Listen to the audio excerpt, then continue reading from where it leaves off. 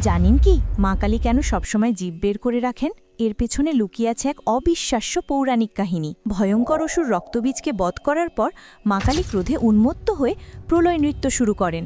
তারই ধ্বংসলীলায় ত্রিভুবন ধ্বংসের মুখে এসে দাঁড়ায়। দেবতারা ভয় পেয়ে ভগবান শিবের কাছে ছুটে গেলেন।